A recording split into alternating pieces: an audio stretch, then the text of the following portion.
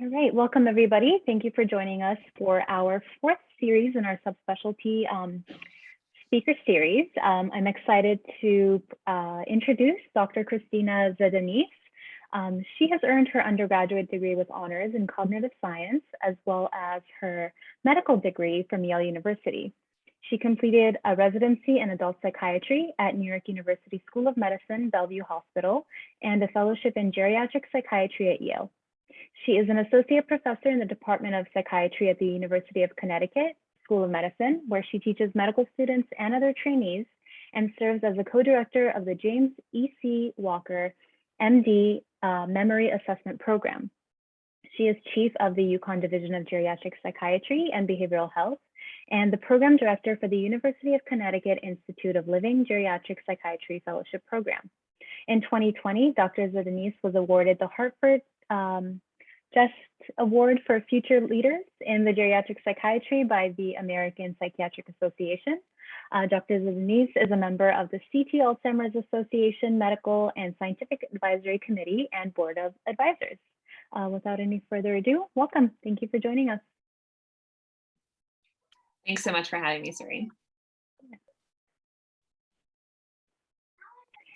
So we'd like to start off, I did a little bit of an introduction, but I'd love for you to go ahead and introduce us to yourself, give us a little bit of your personal and professional background. Sure, yeah. So you did basically, the key points of my CV, but I was originally born and raised in Connecticut, went through public schools. And then when I was a cognitive science major as an undergrad, many of you are probably familiar with cognitive science as a specialty of study. And basically what we did was we had to look at the idea of the mind from different angles. So I was really interested in looking at the mind from the perspective of psychology, and then also from neuroscience and linguistics and philosophy. And we had a thesis project that was part of our senior year. And to do that, we had to think about a way that we could do some sort of project uniting more than one of those topics within the field of cognitive science. So I started working in Alzheimer's research and was very interested in how there were neuropsychological and psychological changes in patients who had Alzheimer's disease. And also at the same time, I knew that, neurochemically, there were changes happening in the brain, pathologically, neuropathologically, there were changes happening in the brain. So I wanted to kind of put that all together.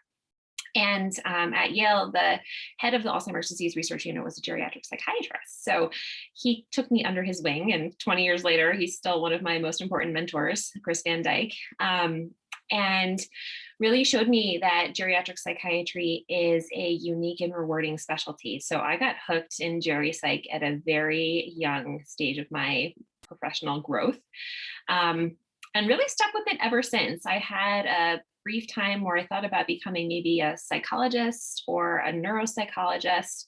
But what drew me to medicine was I felt like as an MD psychiatrist and geriatric psychiatrist, my toolkit would be a little bit bigger.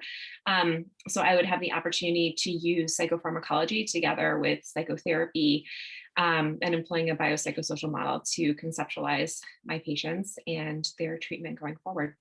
So it's kind of how I ended up in geriatric psychiatry. So after med school, I matched, as you said, at NYU for psychiatry, tried out a bunch of different subspecialties, loved many of them. But geri really was, what stuck with me long-term. So I came back to Yale to do my geri psych fellowship. And then was very fortunate during my fellowship to meet Dr. Dave Steffens, who's chair here at UConn, and just a world-renowned geriatric psychiatrist with a specialty in late life depression, and thought it would be an awesome opportunity to come and learn under his mentorship and kick off my career here. So I'm still at UConn 8 years later. And it's been really rewarding. So I'm looking forward to this evening to be able to talk to you guys more about what life is like in geriatric psychiatry. Yeah, that sounds really exciting. And I think it's always so telling when you kind of stick around at the institution where you've kind of had so much experience and growth. So we'd love to know, what does your job look like? What's a typical day as a geriatric psychiatrist? Sure. So I consider myself to be a clinical educator, and we can talk more later in the evening about different paths in geriatric psychiatry. But I think a clinical educator track is very popular for people who become geriatric psychiatrists. So I'm an associate professor at UConn. And I think the balance between clinical work and non-clinical work has been really great for me, and has probably sustained my intellectual interest and then also kept me from burning out in one particular area. So I'm about 45% clinical. All my clinics involve trainees, so either medical students, residents, fellows, or all of the above. I work in outpatient geriatric psychiatry.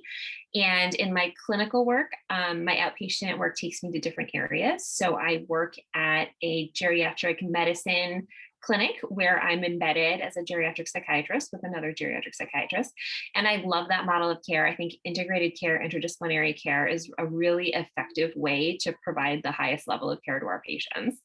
But I also work in the general psych clinic with residents and fellows. And then I take trainees over to an assisted living facility as well. So I have a variety. So I'm never in one place for more than half a day. In addition to that, I work at our Center on Aging and do 2 half days of clinical research. They're not my grants. I'm not somebody who's interested in pursuing grants long-term, but I do the clinical assessments for patients enrolled in our studies. And then I also have a lot of academic and administrative time. So you mentioned I'm division chief for geriatric psychiatry here at UConn. I'm also co-director of our memory assessment program. And I spend a lot of time advising medical students, those going into psychiatry. And we also have a coaching program at UConn. So I have a bunch of students who are not destined to be psychiatrists, but I get a chance to kind of walk with them through their medical school journey. So a lot of different ways to keep me busy during the week, but I love it because every day is a little bit different and keeps me on my toes for sure. That's awesome. It's nice to kind of have different, I guess, things to look forward to in your day, not necessarily have like a set plan in the same setting, I guess. So that's pretty interesting to hear that you can do that with the specialty. Let's see. So what are some of your extracurriculars? What does that look like for you?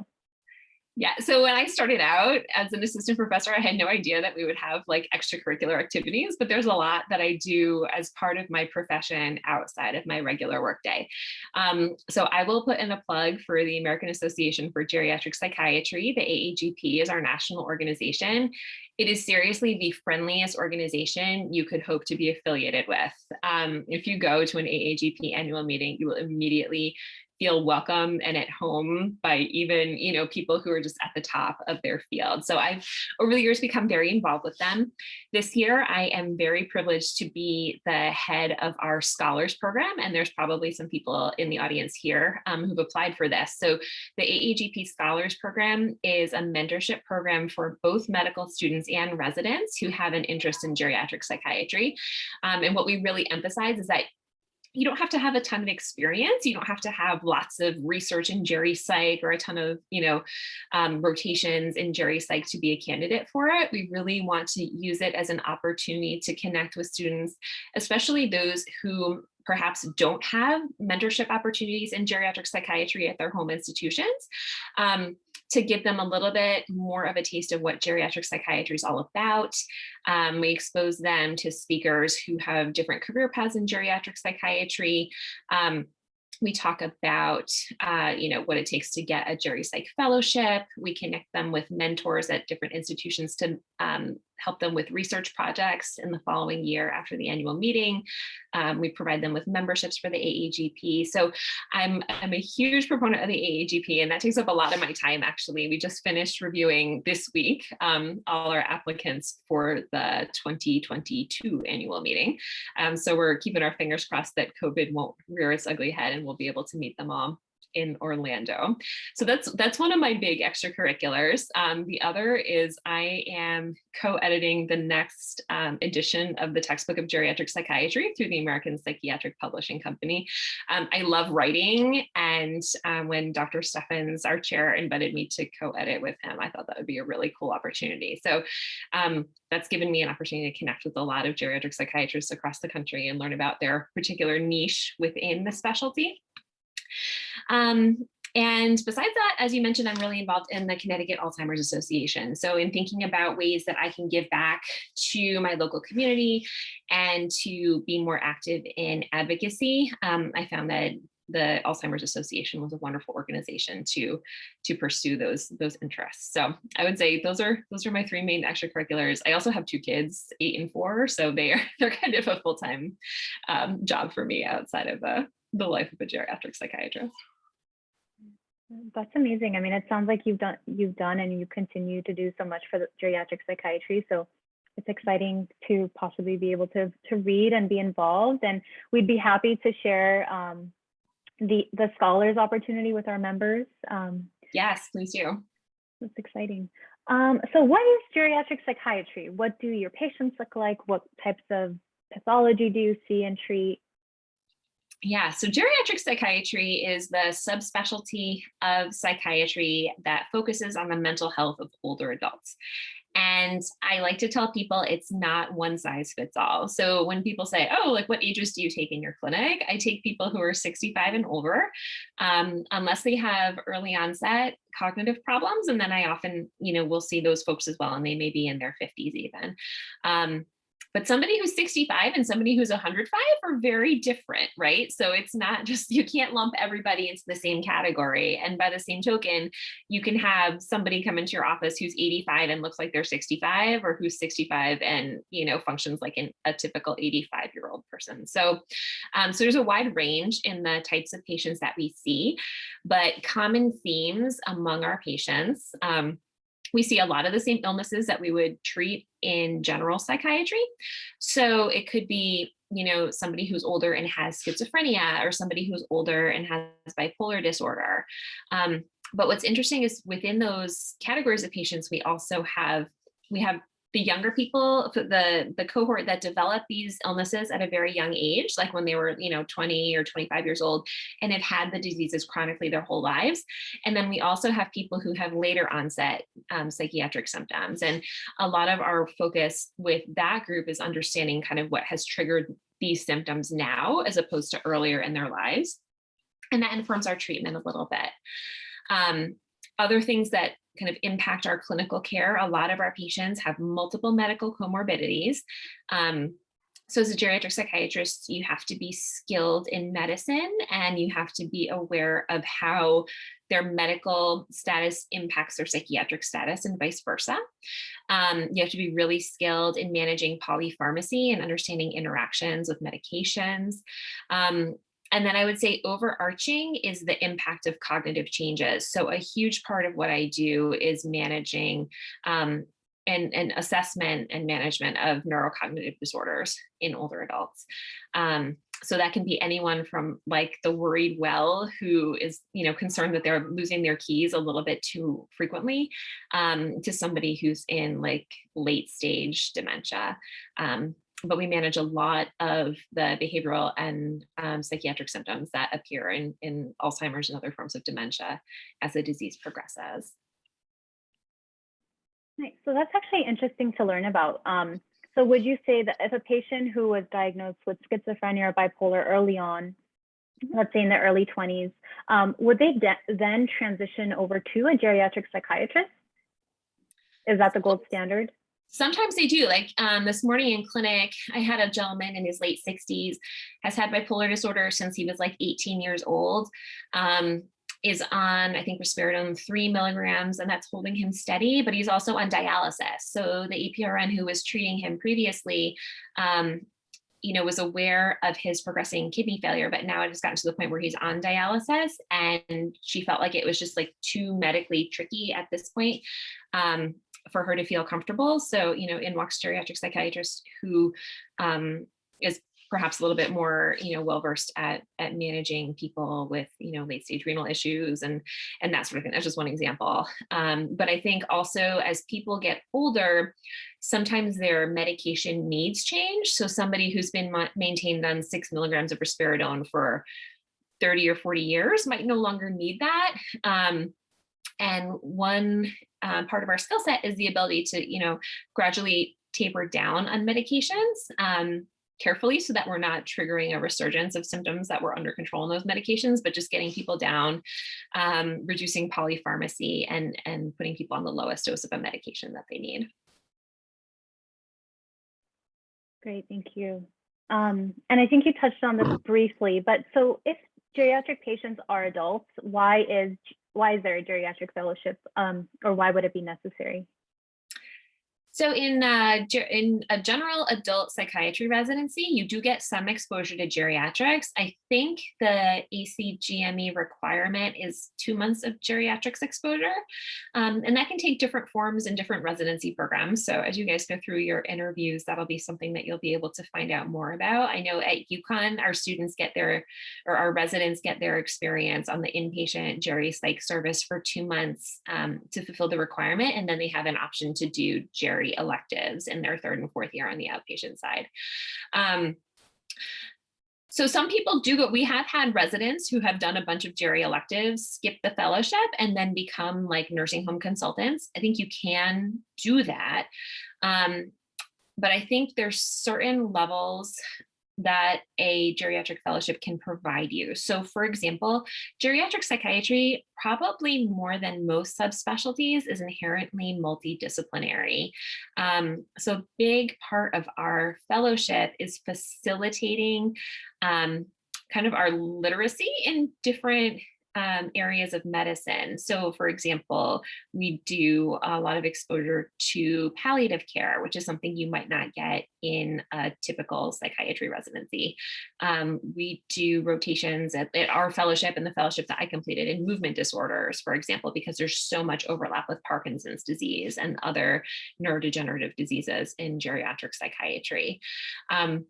So those are aspects that I think you're not going to get in a general adult residency.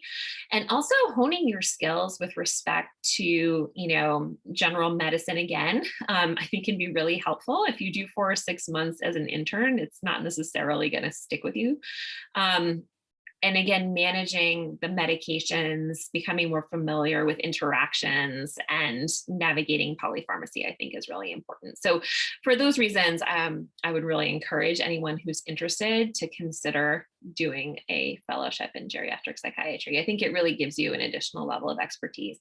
And also on a practical level, this is not a top reason to do this, but when you go out into the real world, oftentimes people who have subspecialty board certification do get higher compensation, like at academic medical centers, for example. So if you're worried about having an extra year of training, it actually might even out long term.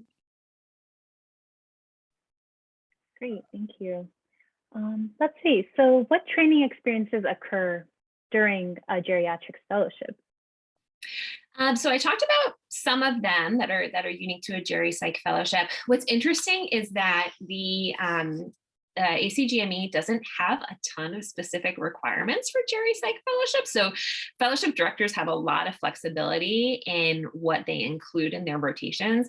And even at UConn, at our fellowship, I'll meet with the student or the resident who's going to be coming into our fellowship spring before fellowship starts. And I'll say, what do you want to do? Because we can shape this into a way that's going to fit for your future career goals. So everybody in our fellowship, for example, gets 1/4 of the year is spent on the inpatient service, 3/4 of the year is spent on the outpatient service. And similar to my rotation of being in assisted living facilities and integrated care clinics and primary psych clinics, we have a little bit of all of that. Our fellow has longitudinal rotations at nursing homes throughout the year, has ECT experience and can actually be certified in ECT during the course of their fellowship. They have special exposure to memory disorders. And then, some things that my fellows in the past have elected to do would include our fellow this year is doing a 9-month longitudinal rotation in a geriatric primary care clinic. So she's getting extra geriatric primary care. We offered that to prior fellows who weren't so interested, but this particular fellow is excited about that. So she's working on that. She has a half day for psychotherapy, a half day for research projects. She's going to be in oncology and spend some time there. So I think there's a whole bunch of opportunities for residents and going into fellowship to really work with the fellowship program director about what might be available. Yeah, and I think this ties into our next question, which is what career paths are there in geriatric psychiatry? Right. So, I'm giving you a good snapshot, I think, of what we can offer as a clinical educator. We certainly have geriatric psychiatrists who are more interested in pursuing primary research careers. And to do that, oftentimes fellowships can offer a second year. So geriatric psychiatry as a fellowship is a just 1-year program, but many fellowships will say if you, complete all the requirements for the clinical year, if you do want to stay for additional research, we'd be happy to keep you. And that can take a lot of different forms. It could be, late life depression. It could be something like more geriatric medicine-ish, like frailty. It could be related to Alzheimer's disease or other dementias. It could be neuroimaging. I mean, you could take that really wherever you wanted for a research career. Geriatric psychiatrists often find a home in public psychiatry, community psychiatry. Older adults, particularly in underserved communities, don't have a ton of access to geriatric specialists. So that's a wonderful niche where you can really have a lot of impact. I have friends in geriatric psychiatry who are very interested in advocacy and are eager to work more on like a legislative level and spend a lot of their career. Typically they are based in academia, but spend a lot of their focus on advocacy for Alzheimer's disease, elder addictions, just resources for older adults living in nursing homes, things like that. And then there's also an opportunity to do a double fellowship. And there's been some interesting combinations that I think are going to be increasingly helpful as the baby boomer generation gets older. So somebody who has experience in addiction and geriatric psychiatry, for example, and works in geriatric addictions could have a major impact. When I was in training, most of my patients were World War II generation. Now I'm transitioning and having a lot of baby boomers come in, and the baby boomer culture with respect to drugs and alcohol, illicit drugs in particular, is very different than the generation that came ahead of them. So I think having an addictions background could be very valuable. Similarly, I know some people who were dual boarded in forensics and geriatric psychiatry. And that's an interesting niche because you do a lot of capacity evaluations, conservatorship evaluations. You can be involved in reviewing wills and kind of discerning whether or not the individual had the capacity to complete the will as such at the time that it was signed. So there's a lot of different roads that people can take. There's a lot of geriatric psychiatrists who've become involved in, administrative positions at their home institutions, their chairs, their, leaders of the APA. So there's a lot you can do with a background in geriatric psychiatry. It doesn't just have to be, you're in an academic hospital or you're in a private practice. There's a lot of avenues. That's great. And I think that's what I love about psychiatry in general, and maybe the other members here kind of feel the same way, is that you can do so many different things depending on whatever subspecialty you choose. So I think it makes me feel good as a med student knowing that, I can have that really specific dream career that we spent all this time envisioning. Yeah. Let's see. So some of the questions that were submitted by the audience, what are some common barriers specific to the geriatric population that you have faced while being involved in this field? So I feel like our country in general is not prepared for the silver tsunami that is ahead as the baby boomers are getting older. I think our elder care is atrocious. So, for example, I bring my residents and medical students to assisted living facilities. To live there in a one-room apartment, it starts at over $4,000 a month. And Medicare doesn't cover that. Medicaid doesn't cover that. So occasionally long-term care insurance will pay for some of it, but it's mostly out of pocket. So what older adult can pay $4,000 a month to live in an assisted living facility? I don't know. There's not a lot of them, right? Like even just thinking about conceptualizing my own parents, like could I spare $4,000 a month to put them in a nursing home, in an assisted living facility? I don't think so. And nursing homes, if you're not on Medicaid, a nursing home can cost like $18,000 a month. I mean, it's ridiculous. And so basically people go into nursing homes, they go through this spend down, become completely impoverished, and then go on Medicaid, and then they stay in a nursing home for the rest of their lives. So that's not a good long-term solution, right? So I think a huge barrier is working with patients and families to find an appropriate level of care. And even hiring somebody to stay with your loved one in their home for 24 hours a day, I mean, that can run you like $55,000 a year. So a lot of patients and families get stuck in trying to figure out how to care for the older adult in their family who may have dementia or another, problem seen in late life. And a lot of times the caregivers end up just like quitting their jobs and staying home because they don't have another option. But I think that's one of the biggest barriers, certainly. I think another huge barrier in geriatric psychiatry is there's not enough geriatric psychiatrists. So I'm here tonight to convince you all to become geriatric psychiatrists because we need the help. As it is, like in my clinic, my next available intake evaluation is in May of next year. And if somebody's in crisis now, they can't wait until May to see a psychiatrist. And, like the whole mental health care system right now is really strapped and struggling. But, that's at a well-equipped academic medical center. So there's parts of the country where there's just no geriatric psychiatrists to help care for our patients. And I hate to admit this, but the geriatric psychiatry fellowships around the country, only about 40% fill every year. So that's a huge number of unfilled spots.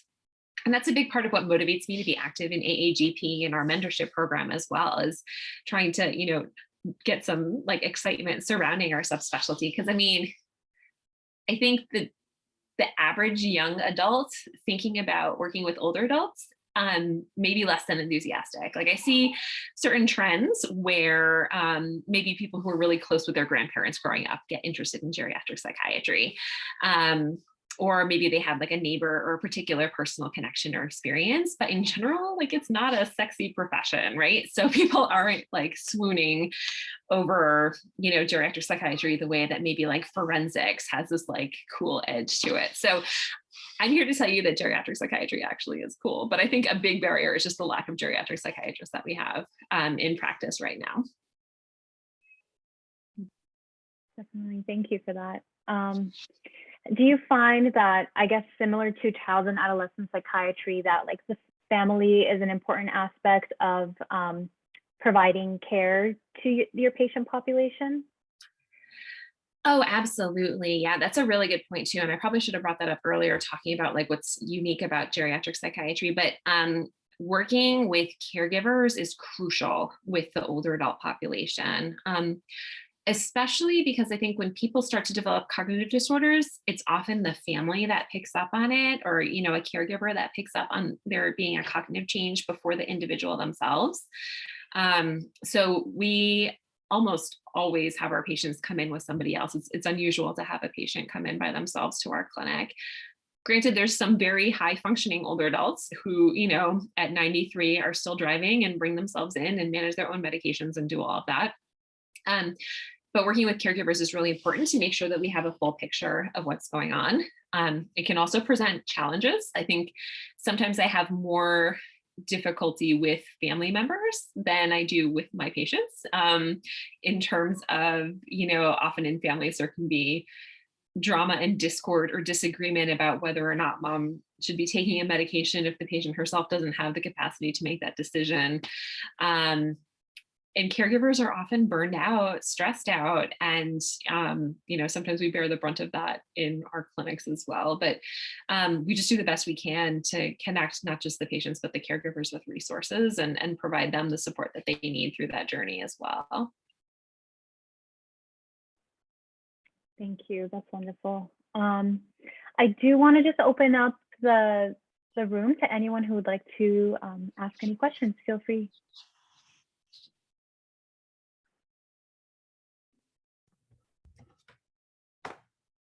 Hi, I am wondering, what do you think is the really toughest part of your job? That's a great question. I think there's different aspects that can be really challenging, and then different ways that I have found helpful for approaching them. So I think in like a primary psychiatry clinic where I am working just as a psychiatrist in isolation, I think the coordination of care can sometimes be tricky. So I would imagine that if I were in private practice and I was trying to connect with a patient's neurologist and a patient's primary care provider and their primary caregiver and the social worker who's taking care of them and whoever else is part of the picture, that coordination would probably be pretty tricky.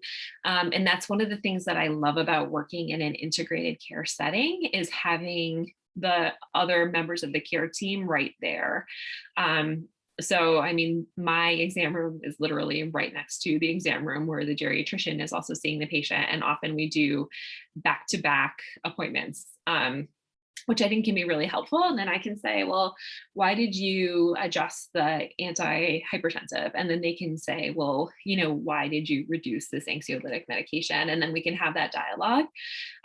It's also very helpful to have integrated care when you have patients who may have certain personality structures, like patients who may have borderline traits, for example, may try to split providers or, bounce them off one another.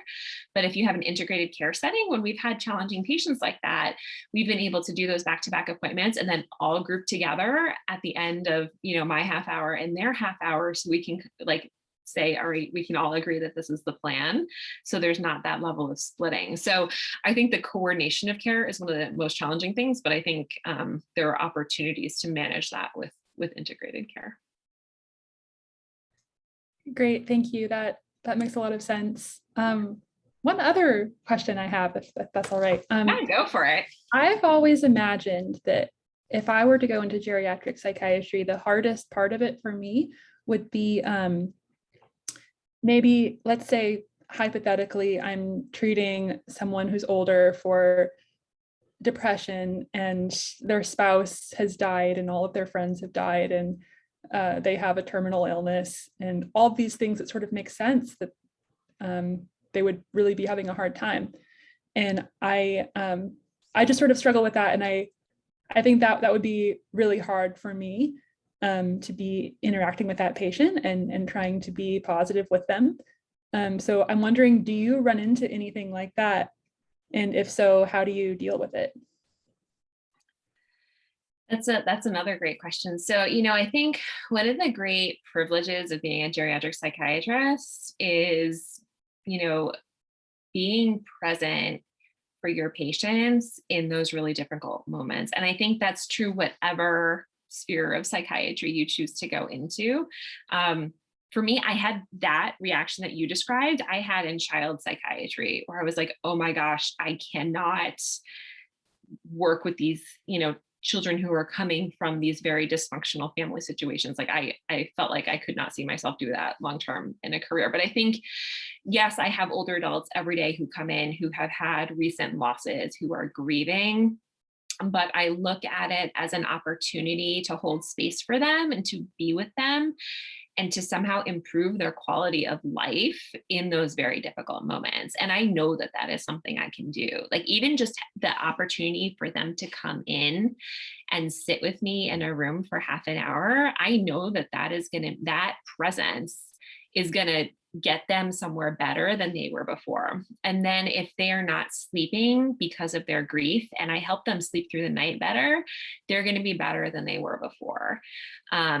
Or if they do have like a major depressive episode on top of the grief, I can treat that with meds or therapy or a combination of both. So while a lot of that content is difficult, I find it really rewarding that even if I can't change the situation, I can improve the patient's quality of life.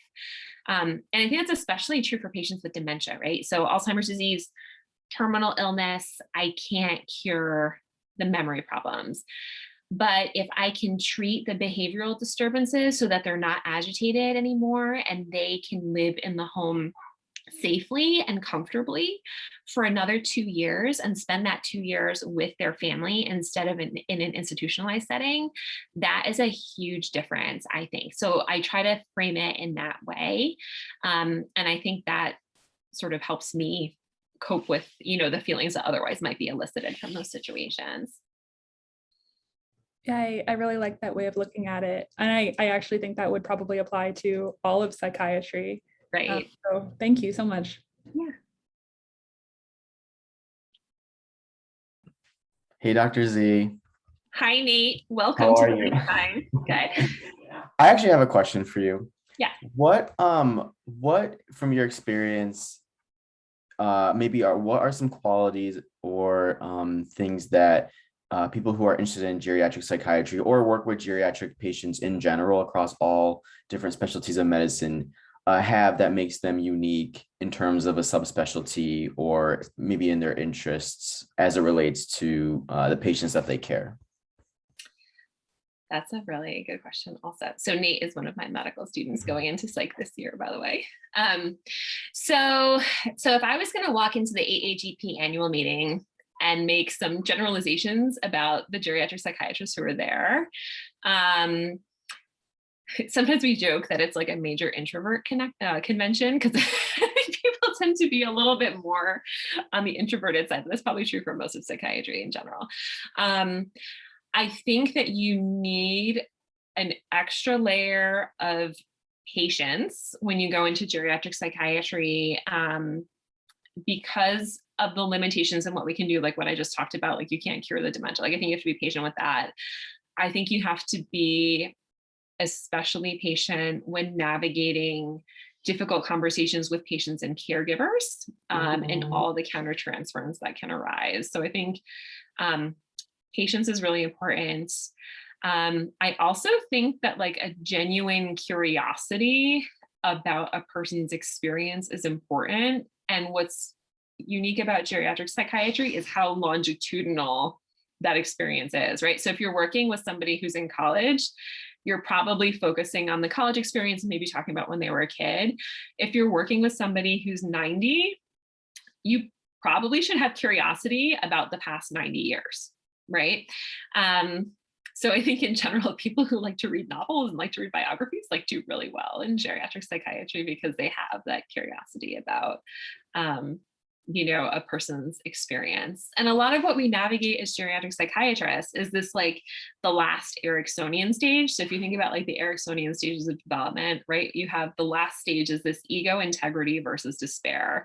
And what that means is like, you're working with these people as they are conceptualizing their whole life and searching for gaping holes where they might have regret that they made a particular decision or chose not to do something that they wish they had pursued, or, have regrets about relationships from 50 years ago. So they're like looking back on their lives. So you want to have that flexibility to move back like 30 years or 50 years or 70 years, like whatever it has to be.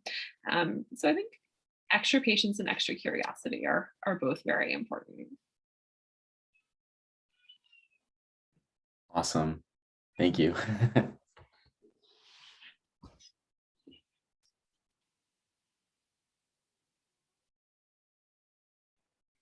I'm actually a little curious about the psychopharmacology and when you're prescribing for this patient population. I've read like there are some black box warnings for some antipsychotics. So what would be your recommendation? Like if we were to come across these patients in the wards, what's something that would be best used for, I guess, major depression, the depressive disorder and like psychosis and whatnot?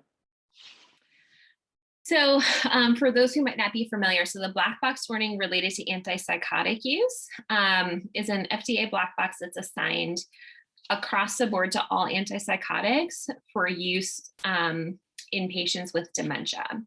So what that means, practically speaking, what they base that black box warning off of is that the average person with dementia, if you look at them statistically, any given day has like a 2% risk that they could die, all cause death. And if you look at people who are older taking antipsychotics who have dementia, if they're on the antipsychotic, they have about a 4% risk of dying any given day.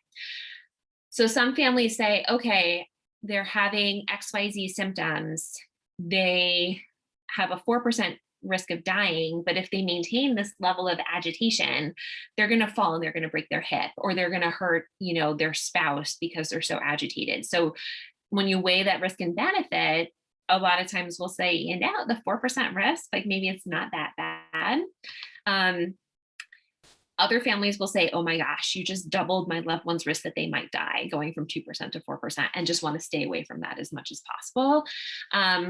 So I think the first question when we come across these patients is, can XYZ symptom be adequately managed without medications, which for behavioral disturbances in dementia, we often can do by modifying factors in the environment.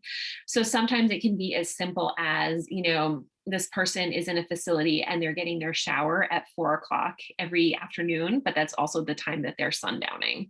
So maybe we can move that shower early in the morning when they are bright and chipper, and then maybe they won't be so, resistant to getting their shower.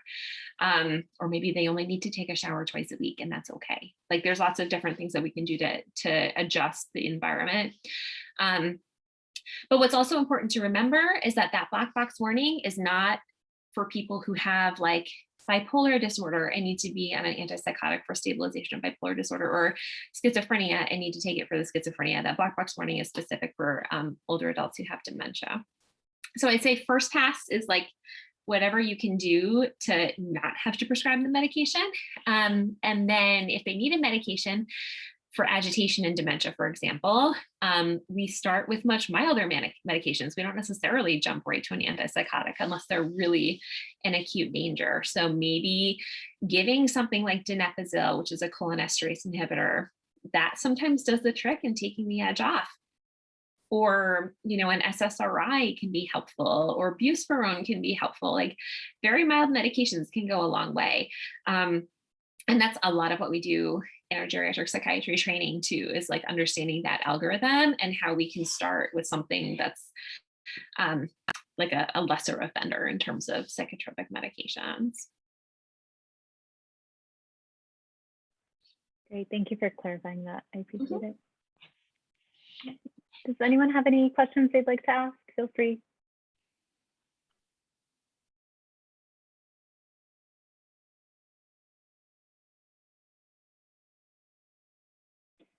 If not, I do have some extra questions I can ask you that were submitted. Sure. Somebody had asked how many rotations you did while in your psychiatry residency training that I guess led you to pursue geriatric psychiatry, and then how does one become successful when applying to this subspecialty? So I don't know how relevant my residency experience was necessarily. My residency actually approached the ACGME requirement by just ensuring that we had 2 or 3 geriatric patients in our outpatient clinic. So it was like a very minimal exposure. And without the exposure I had as an undergrad and medical student, I don't know that I would have gone into geriatric psychiatry strictly based on my experience as a resident. But that said, I think the requirements may have changed a little bit. And I think now they're like much more focused on making sure that you guys have that experience as a resident. I think in terms of applying, when I'm reviewing somebody's application to our program, it's not necessarily the number or type of rotations that they've done. but kind of along the lines of like what Nate was alluding to with his question, I think more than like, oh, I rotated on inpatient and outpatient clinic and memory disorders and nursing home. I think what matters is like, is this person a good fit for geriatric psychiatry? And usually if they're interested in geriatric psychiatry, they're probably a good fit, because I think people kind of self-select to the best fit subspecialty for themselves. But you know, I'm more curious about what it was that piqued their interest. So was it a personal experience with a grandparent with Alzheimer's disease, or, you know, a grandparent with bipolar disorder that they had observed when they were younger, and like now that they've gone through medical school, they understand what it is. I'm also curious about, you know, is this person somebody who's demonstrated leadership? Is this somebody who has demonstrated volunteerism, who seems to have kind of like higher ideals about what's important in this world in mind? Is this somebody who has had, you know, advocacy experience? Is this somebody, you know, who consistently has had good feedback from their attendings in all their rotations and residency? What do their letters look like? Who has worked with them? And, you know, is the recommender giving me like specific examples of, you know, clinical encounters that have really stood out to them? Those sorts of things I think are bigger than, you know, just what's on your residency schedule. I think it's who is this person and what are the things that make them stand out? Awesome. Let's see. So what are some ways that you, I guess, combat? This is like a general question, but physician burnout, and what does wellness mean to you in geriatric psychiatry as a geriatric psychiatrist? Yeah, I mean, Maria was, you know, asking about kind of the toll and dealing with these patients that have really sad circumstances, and there's really sad things every day. Like I met one patient this week. My first visit with her, she has lost 3 out of 4 of her adult children. They've died in the past year and a half. And I was just like, oh my gosh, I can't believe that. Like that's soul crushing to me, especially as a parent, to think about like what that experience must be like for her. So I think maintaining a good work-life balance is really important.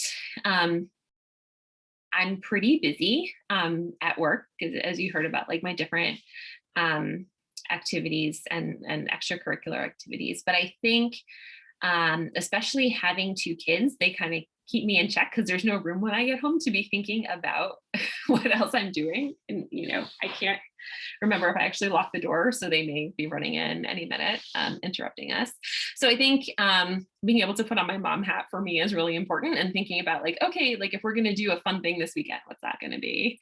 And I also am somebody who has always prioritized sleep. So if my kids are asleep at 9, I am probably asleep by 9:05, because that's important to me. I try to exercise. I am sometimes better than others. I recently discovered the Peloton app. I don't know if you guys know that. I don't have a Peloton bike, but I have like the app where you like listen to the running instructors like as you're going along. I think that's really fun and like motivates me. So I try to do that a couple of times a week. This may strike some of you as very unusual or magical thinking-ish, but I'm actually Reiki certified. I'm very interested in kind of alternative healing techniques, and whether or not the whole energy thing works. Like I do believe in some sort of energy, like when you're with somebody, you can, and a lot of psychiatrists feel this way, like you can kind of pick up on their vibe, right? Like you can tell when you're sitting with somebody in a room if they're like concealing agitation, or they're concealing sadness, or they're concealing anger. So whether or not doing Reiki channels some kind of like global energy, I don't know, but I know for me, the power, the healing power of touch is like very helpful. So, you know, I either go get Reiki treatments, or I am like, you can actually do Reiki on yourself. So sometimes I do that when I'm chilling out. So all of those things I think are really cool, and give me an opportunity to kind of decompress. And I will say, this is really crucial. You guys need to find mentors And they can take whatever form you want. I recently did a session with some medical students about resilience. And some medical student actually raised the point that she felt awkward approaching faculty and asking for mentorship because it felt so contrived. And I was like, shoot, like that's not the message that faculty are trying to send. Like if you have somebody who's on faculty already, chances are they're really excited about what they do and want to share that with the next generation that's going to follow in their footsteps. So Nate knows, like, I love geriatric psychiatry, and I try to get as many medical students as I can interested in geriatric psychiatry. So try to find mentors. And you can do that at your institution. It doesn't necessarily have to be somebody who is in, a particular subspecialty of interest, but find people who can kind of hold your hand to the next step and then keep mentoring you. So like my mentor from undergrad, I still talk to him like once or twice a month, and that's cool 20 years later. So I think that's really important, is to have people that can kind of guide you and bounce ideas off of you, and you can bounce ideas off of them and have that kind of relationship.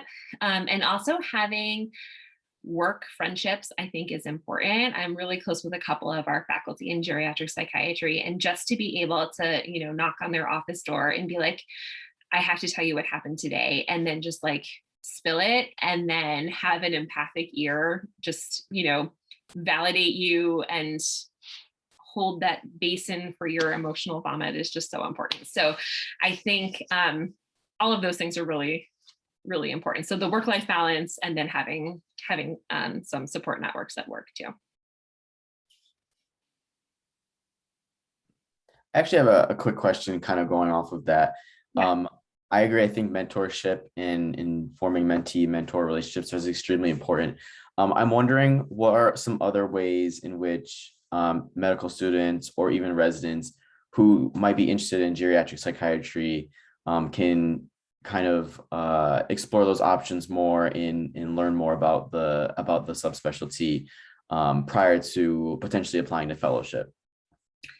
Yeah, that's an important point. So I think whether or not you do the scholars program that I mentioned through AAGP, I think going to the AAGP website and seeing what they have can be very helpful. So for example, the AAGP during COVID put together this big curriculum in geriatric psychiatry where I think they took like 30 faculty from around the country, and we each took a different topic because a lot of the didactics were shut down at different fellowship programs. So now we basically have this national curriculum. So like I did one on caregiver burnout, and people did them on like whatever their interests are. So like geriatric bipolar disorder, geriatric psychotic disorders, dementia, mild neurocognitive disorder, psychotherapy for older adults. So if you want to learn more about the field in general, I think going to the AAGP and checking out that curriculum could be really interesting for you. And then also, if you can, when we're back in person, just going to an annual meeting is a really neat opportunity. Because it's a smaller community. So if you go to the APA, there's like 9,000 psychiatrists there, right? So you feel like you're totally lost. But if you go to the AAGP and there's like 900 or maybe 1,000, like that's kind of like a lot of high schools, right? So you can like start to see familiar faces. And when you go to like the plenary or symposium and they have like, round tables and people are eating their lunch, just like talk to people. And they have opportunities for medical students, and they'll have like fellowship open house nights where all the program directors from around the country, like everybody gets their own table and you can walk around and introduce yourself and just find out what they have to offer. So I think the national organization is a great way to be involved, besides, connecting with people at your home institution.